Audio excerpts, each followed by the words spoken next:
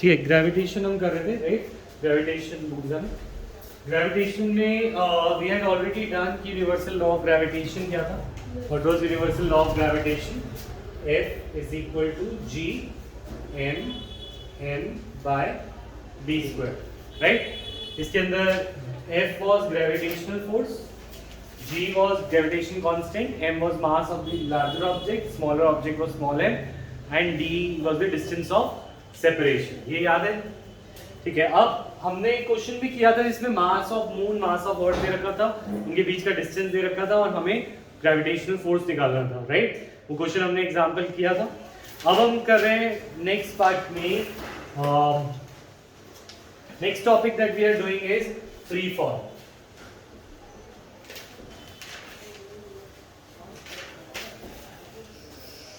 कि free fall, तो free fall की डेफिनेशन लिखेंगे पहले, सबसे पहले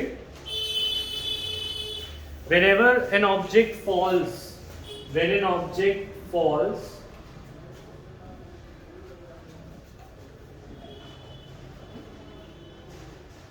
towards earth under the force of gravitation,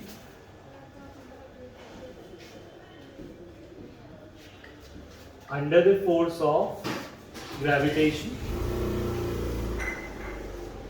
this is called free fall. इसको क्या बोलते हैं?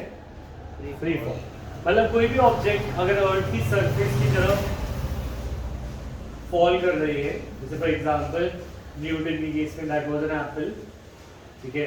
तो जो एप्पल है that is falling freely towards the earth surface, ठीक है, with only under the force of gravity. सिर्फ ग्रेविटी के फोर्स के अंडर कोई चीज खुद गिर रही है, this is called free fall. इसे क्या बोलते हैं? फ्री फॉल, ठीक है? इसमें पीछे से हमने कोई धक्का नहीं लगाया, हमने कोई पीछे से पुश नहीं किया है, जस्ट वो खुद ब खुद नीचे अर्थ की तरफ आ रही, ठीक है? अब अगर हमें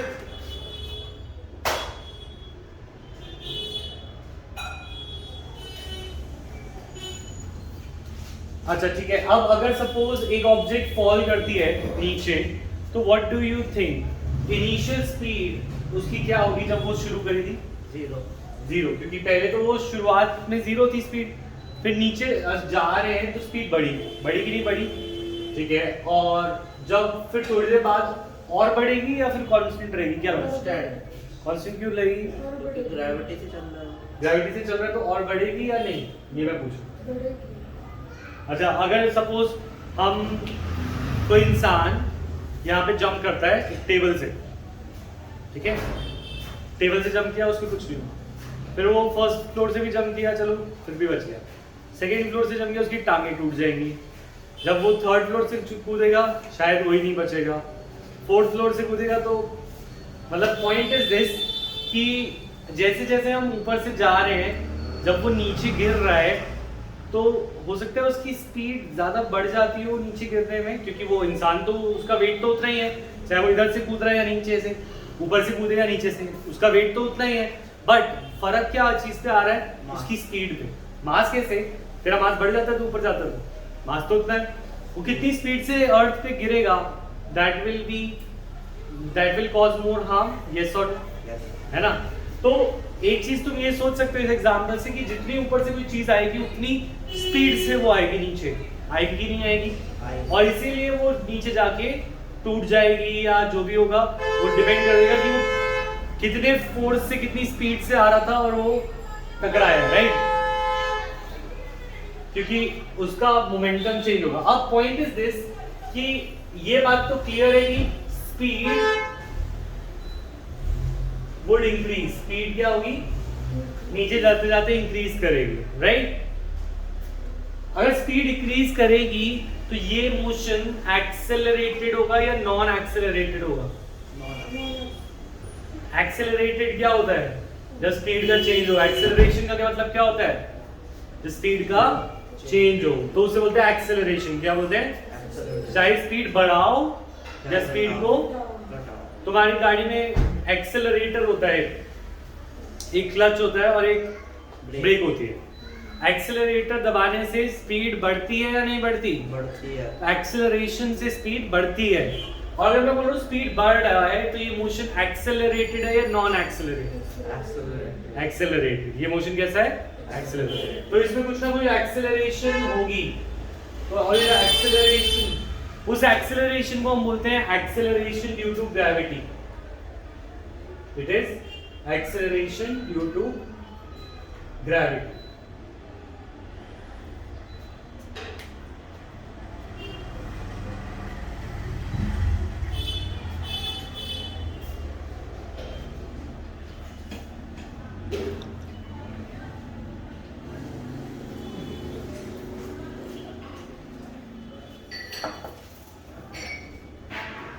अच्छा, अगर तुमने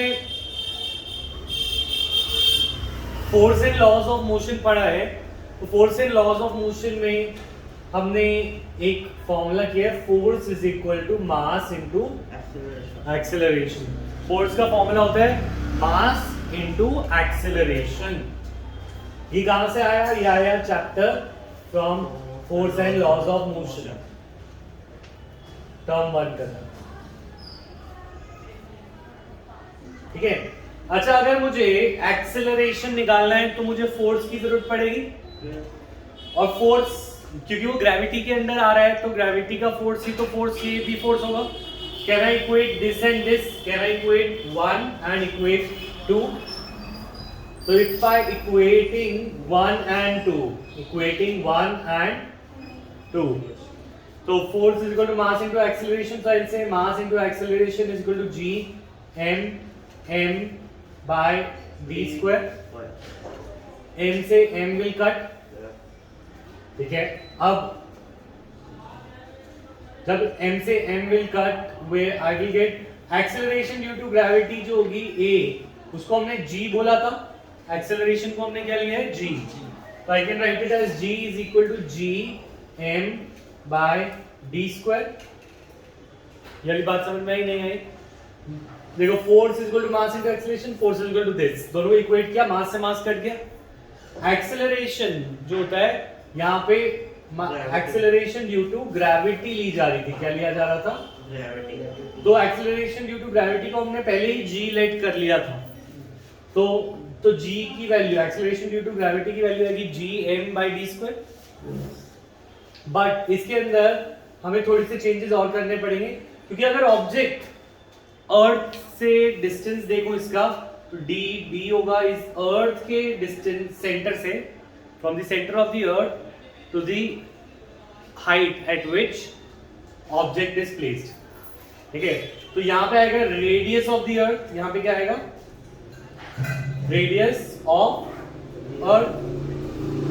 ठीक है। अब तुम एक ऑब्जेक्ट को अर्थ की सरफेस से कितना ऊपर रख लोगे? 10 मीटर, 20 मीटर, 100 मीटर, 1 किलोमीटर ऊपर रख लोगे। सबसे लॉन्गेस्ट बिल्डिंग भी बुर्ज खलीफा पता नहीं कितने मीटर की है। एनीवेज, पर जितने भी 500 मीटर, ठीक है, तो इतना ही होगा। 1 किलोमीटर से ऊपर तो कुछ ऊपर जा नहीं सकते हम, इतना 1000 मीटर तो नहीं जा सकते। ज़्यादा से ज़्यादा 100 मीटर, 500 मीटर, इससे ज़्यादा तो नहीं। तो सपोज वो हाइट अप्रोक्सीमेटली 50 मीटर, क्या है? 50 मीटर के ऊपर से कोई चीज फ्री फॉल कर रही है। ठीक है। रेडियस ऑफ अर्थ देखते हैं कितना होता है, कितना होता है, कोई पता? हमने निकाला नहीं ना।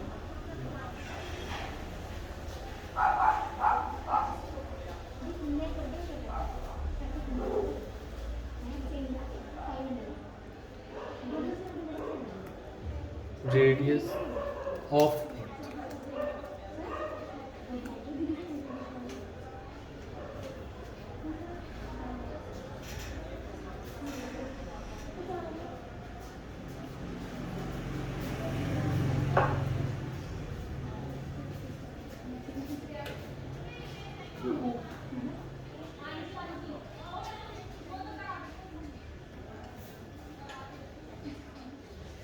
ठीक है। Radius of earth is 6.4 into 10 to the power 6 metre. 6.4 into 10 to the power 6 metre. ठीक है। तो डिस्टेंस ऑफ सेपरेशन हुआ d, जो हुआ डिस्टेंस ऑफ सेपरेशन, वो आया radius of earth plus height. Radius of earth plus height, yes और no? और रेडियस ऑफ अर्थ कितना है 6.4 into 10 to the power 6, that is 640 2 3 5 506,450 plus height of object is 50 meter. तो what do you say? ये approximately इतना ही नहीं होगा 6400, ये तो बहुत छोटा है 50 उसके सामने, है कि नहीं? तो इसको D को मैं सिर्फ R ले लूं और H ना लूं तो कोई फर्क तो नहीं पड़ेगा। H इज नेग्लिजिबल, क्या है?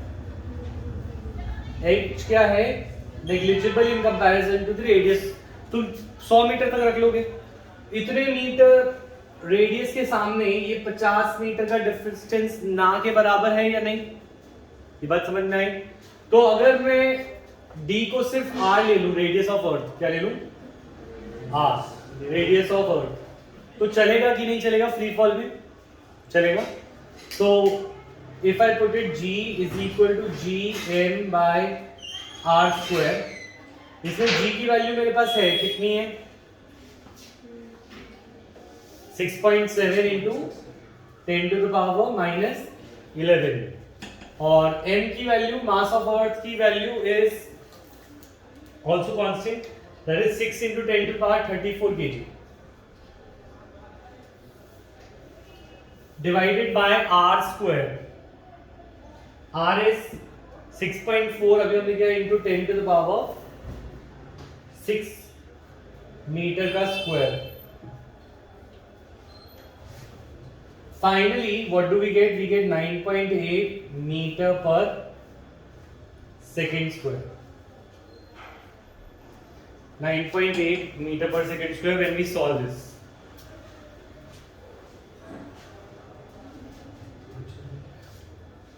All of them.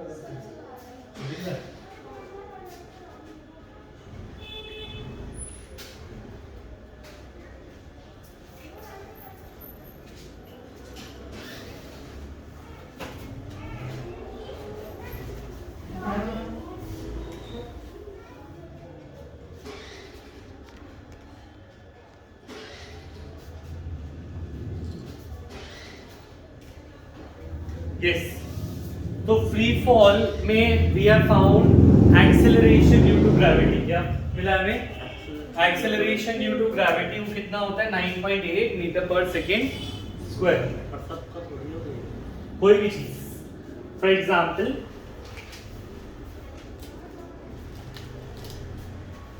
देखो, हम सोचते हैं कि अगर ये अर्थ की सरफेस है, किसकी सरफेस है? और मैं एक फेदर को, फेदर माने एक पंख और एक हैमर, हथौड़ा, इसको अगर मैं एक ही टाइम पर ड्रॉप करूं अर्थ की तरफ, तो कौन पहले गिरेगा? अगर सपोज यहाँ पे कोई हवा नहीं है, ये किस में हो रहा है? हवा में नहीं हो रहा, वैक्यूम में हो रहा है। कहाँ पे हो रहा है? वैक्यूम माने किसी जगह पे हवा ना हो तो उसे वैक्यूम बोलते हैं। तो वैक्यूम में एक पंख और एक हथौड़ा, दोनों को मैंने 3rd फ्लोर से फेंका, तो कौन पहले पहुंचेगा? हथौड़ा। Both why? Because acceleration is same even if चाहे वो फेदर हो या वो हथौड़ा हो, वो दोनों सेम पॉइंट पर पहुंचेंगे अर्थ पे। क्यों? क्योंकि दोनों की u क्या है? 0। u क्या है? 0। एक्सेलरेशन क्या होती है? It is the increase in speed. क्या होती है? Increase in speed. और इंक्रीज इन स्पीड में क्या ऑब्जेक्ट का मास आता है? नहीं, क्योंकि ऑब्जेक्ट का मास तो पहले ही कट चुका था। मास तो सिर्फ अर्थ का आता है, ठीक है? तो ऑब्जेक्ट का मास, दोनों का मास से फर्क पड़ता ही नहीं। तो कोई भारी है कोई हल्का है, उससे फर्क ही नहीं पड़ता, क्योंकि वो दोनों की acceleration due to gravity same होगी। सपोज ये एक्सेलरेशन ड्यू टू ग्रेविटी को 10 ले लूं मैं, 9.8 को अराउंड 10 ले लूं, तो पहले सेकंड में उनकी स्पीड होगी 10 मीटर पर सेकंड, दूसरे में उनकी स्पीड होगी 20 मीटर पर सेकंड, तीसरे में होगी 30 मीटर पर सेकंड। तो अगर वो तीनों सेम स्पीड पे चल रहे हैं तो जब ये पहुंचेगा वो तब भी वो दोनों सेम स्पीड पे पहुंचेंगे और दोनों सेम टाइम पर भी पहुंचेंगे। अगर दो चीजों की स्पीड सेम होती है और दोनों सेम टाइम पर चलाए गए हैं तो वो दोनों एक ही पॉइंट पर सेम समय पे पहुंचेंगे, दो गाड़ियां सेम रेस कर रही हैं, है ना? ये समझ आया? हाँ या ना? बनाना है? तो यहाँ पे एक पॉइंट लिखेंगे, दी यहाँ पे हम पॉइंट लिखेंगे कि acceleration due to gravity does not depend upon the mass of object. G does not depend upon mass of object. अच्छा, ये है विशेष मैथ्स के लिए कल किसने 5:52 maths. G does not depend on mass of the object. It does not depend upon mass of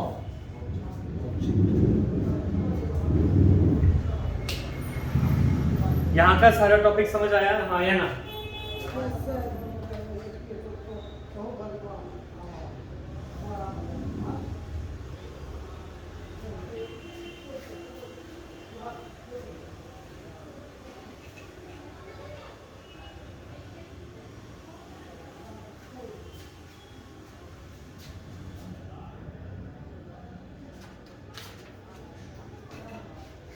Next.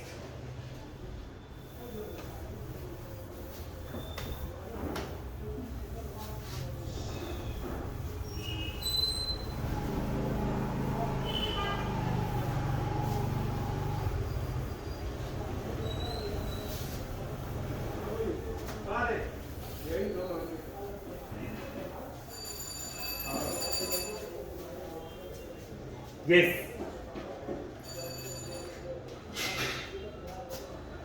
अब motion of the object under gravitation. Motion of object under gravitation.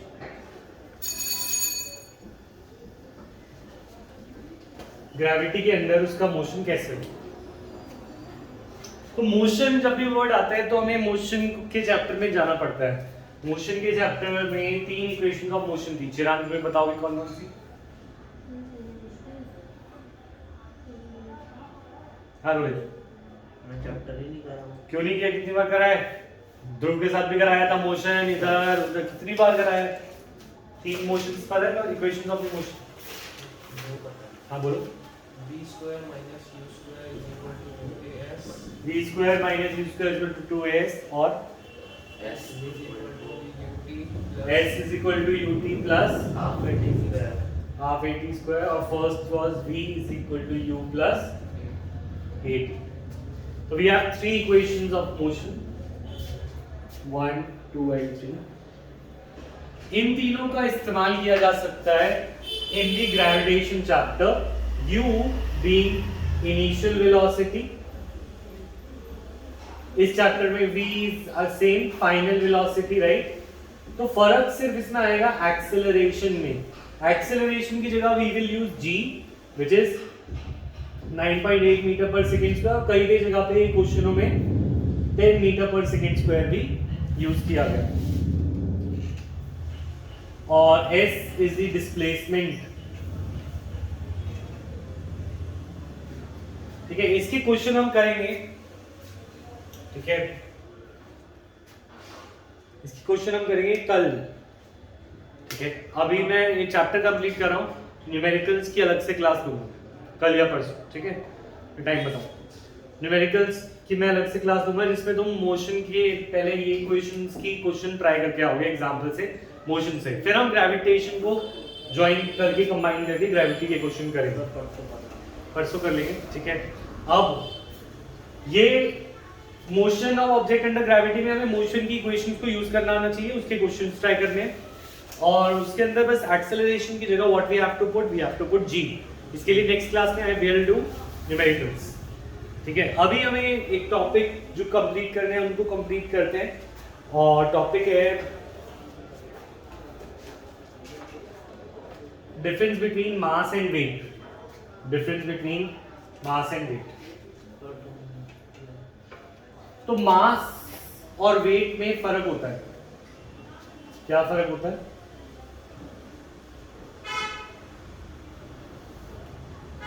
Mass of an object is constant. Mass of an object is constant.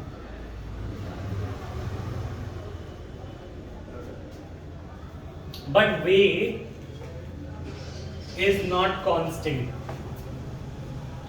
Weight depends upon acceleration due to gravity. It depends upon g. Okay. Mass is the amount of matter contained in a amount of matter contained in an object. एक object में कितना matter है वो कौन बताता है? मास. Weight is the force applied by earth on an object.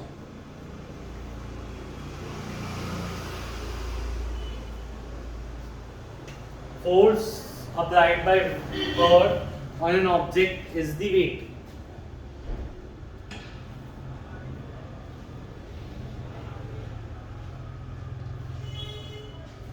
तो अगर हम बात करें तो मास और वेट में डिफरेंस ये है कि इसके अंदर कितने एटम्स हैं, कितने पार्टिकल्स हैं, उनका कितना सारा वेट मिलाएं, उन सब का मास बोले तो वो मास होगा. कितना मैटर इसके अंदर है वो इसका मास है. और ये मास सैटर्न पे जाए, जुपिटर पे जाए या मून पे जाए फर्क नहीं पड़ेगा, क्योंकि जो इसके अंदर है वो इसके अंदर है. तो mass is constant. But weight on the other hand, weight is की अर्थ किसी ऑब्जेक्ट को कितना खींचती है. इसके अंदर एक पॉइंट और लिख सकते हैं, अभी मैं लिखवाता हूं. इसके अंदर लिखेंगे for example mass is same on earth and moon. Same on earth और एंड मून. मून या अर्थ पे तुम्हारा मास सेम रहेगा, पर weight on earth is 6 times that on moon. Moon के अकॉर्डिंग अर्थ की ग्रेविटी ज्यादा है और एक्सेलरेशन ड्यू टू ग्रेविटी ज्यादा है, तो इसलिए अर्थ पर तुम्हारा वेट 6 गुना ज्यादा होता है और मून पे तुम्हारा वेट कम होगा, 6 गुना कम. ठीक है. हाँ, तो पॉइंट इज दिस की ये वेट है क्या. देखो अगर सपोज ये एप्पल है, इसका वेट हम बात करें, इसका वेट क्या है, तो इसका वेट जो होगा that will be the force applied on it. Force applied on it. Force जैसे फॉर एग्जांपल ये इसका मास है 2 kg, क्या है 2 किलो. तो इसका जो वेट होगा that will be weight is equal to the force applied on it. Force is equal to mass into acceleration. अगर एक्सीलरेशन को 10 ले लें तो इसका जो वेट होगा that will be 20 into 10 2 kg. तो नहीं हो सकता किसी एप्पल का मास. ठीक है, तो इट विल बी 0.02 kg. ठीक है, तो 0.02 kg और acceleration due to gravity is 10 metre पर सेकेंड स्क्वायर. तो जो इसका वेट आया it came out to be 0.2 Newton. इसका वेट कितना आया 0.2 न्यूटन, क्योंकि इसका मास तो 0.02 kg है, पर इसका weight is actually the force. और फोर्स क्या होता है, मास इनटू एक्सेलरेशन. और एक्सेलरेशन क्या होती है, g इज 9.8, बट उसको अप्रोक्सीमेट कितना लेते हैं 10. ठीक है, तो इस तरीके से वेट निकाल सकते हैं किसी ऑब्जेक्ट का. ये समझ आया सबको? यस और no?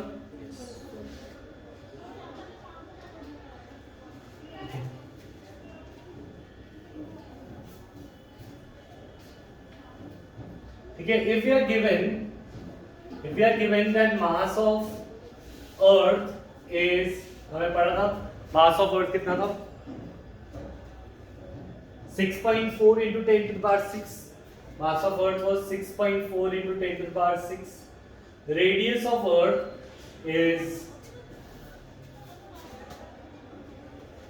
6 into 10 to the power, उल्टा कर दिया, ये 24 था. मैं 34 लिया था क्या पिछली बार में? सही कर ले पीछे क्वेश्चन में. Radius of earth was 6 into 10 to the power 6 metre kg. अच्छा, mass of moon is 7.36 into 10 to the power 22 kg. और radius of moon is 1.74 into 10 to the power 6. 1.74 into 10 to the power 6. ठीक है, अब अगर मैं इसकी acceleration due to gravity निकालूं, जी का फॉर्मूला क्या था? G M by R square, अभी निकाला था। तो अगर मैं ग्रेविटी ऑन अर्थ निकालना चाहूं तो I put mass of earth, radius of earth, और अगर मैं मास ऑफ मून निकालना चाहूं तो I mean mass of moon upon में रेडियस ऑफ मून का स्क्वायर। ठीक है, और अगर मैं gravity on earth divide by gravity on moon निकालना चाहूं, या ग्रेविटी, ठीक है, gravity on earth upon gravity of moon निकालना चाहूं तो I need to put G M E bye R square E divide by G M M by R square M. इसमें से G and G will cut, नहीं समझ आ रहा, ऊपर से जा रहा है, कहां से? ये समझ आ गया था। हम निकालना चाह रहे हैं कि ग्रेविटी अर्थ और मून की कितनी डिफरेंट है। तो ये मास ऑफ अर्थ और ये रेडियस ऑफ अर्थ, ठीक है, मास ऑफ अर्थ और रेडियस ऑफ अर्थ, ये मास ऑफ मून और रेडियस ऑफ मून। और एक्सेलरेशन ड्यू टू ग्रेविटी का फॉर्मूला हमने निकाला था अभी पीछे, वो फॉर्मूला क्या था? G M by R square. तो एक्सेलरेशन का फॉर्मूला ये था ड्यू टू ग्रेविटी। इसके अंदर बस मास ऑफ अर्थ डालूंगा और रेडियस ऑफ अर्थ डालूंगा तो ग्रेविटेशन ऑफ अर्थ आएगा। अगर मैं ग्रेविटेशन ऑफ मून निकालना चाह रहा हूँ, gravity acceleration due to gravity due to moon will be mass of moon upon radius of moon. अगर मैं इन दोनों की रेशियो लेना चाहूँ, इसको इससे डिवाइड करना चाहूँ, तो ये ऊपर आ गया और ये नीचे आ गया, जी से जी कट गया, तो ऊपर आया रेडियस ऑफ मून का स्क्वायर और into mass of earth, mass on earth, नीचे आया रेडियस ऑफ अर्थ का स्क्वायर, नीचे चला गया, इनटू मास ऑफ मून। तो ये आया हमारा। अगर मैं इसमें वैल्यूज डाल दूं ऊपर से, तो मेरे पास आंसर आ जाएगा 1.74 इंटू 10 टू द पावर 6 का whole square, 10 to the power 6 का whole square into mass of earth 6.4 into 10 to the power 24 upon radius of earth is 6 into 10 to the power 6 the whole square. Mass of moon is 7.36 into 10 to the power 22.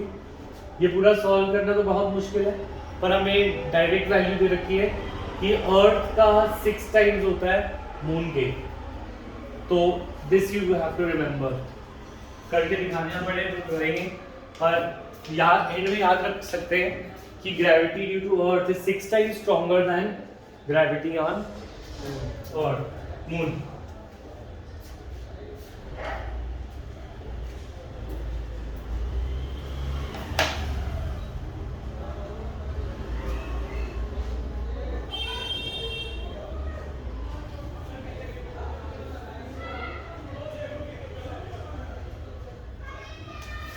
तो अगर हम weight को compare करें, weight on moon will be equal to force of applied by the moon on the object और weight upon weight of earth, weight on earth, weight on moon will be force applied by the moon, or weight or due to earth, weight on earth will be force applied by the earth। ठीक है, और हमें पता है अगर मैं weight force को लिखना चाहूँ, force equal to mass upon acceleration. Force क्या होता है? Mass of the object upon into acceleration due to gravity, G of moon, और mass of object into gravity acceleration due to earth, mass और mass of object तो same रहेगा, mass is not different. Gravitation, अच्छा अगर मैं इसको देखूं G/gm 6/1 था तो ये क्या आएगा 1/6. तो I can say weight on moon is equal to 1/6 times weight on earth. इसको मैं इधर भेज दूँ. और theoretically I can say weight on earth on moon is 1/6 weight on earth.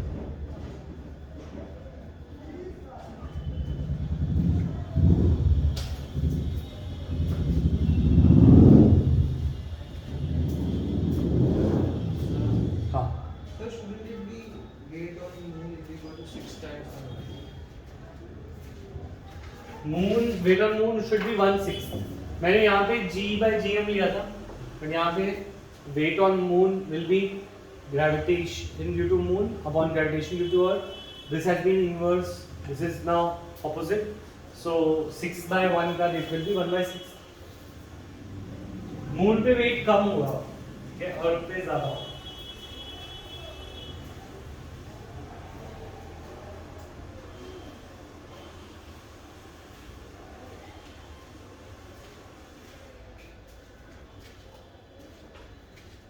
Yes.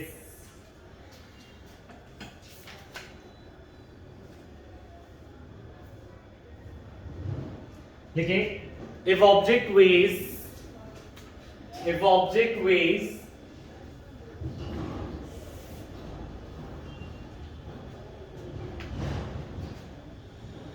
36 Newton on Earth,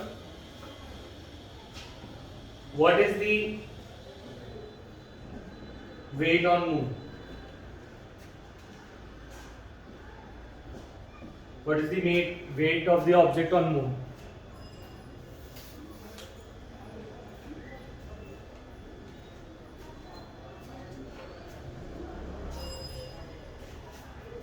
तुम अब इसको यूज करोगे, simple formula, that is weight on moon is equal to 1/6 into weight on earth. तो weight on moon will be 1/6 into 36 newton, क्योंकि weight on earth given है.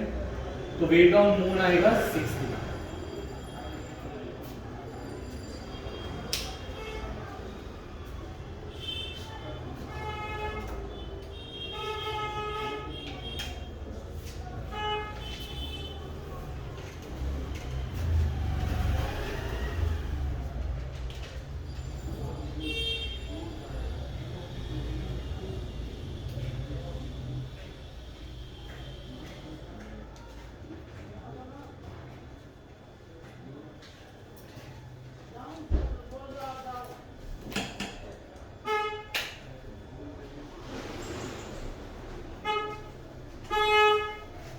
Question number 1 to 6 solve करना. 1 to 9 solve करें, शुरू करें. और तुम्हें मैं ये समझा रहा हूँ चिराग.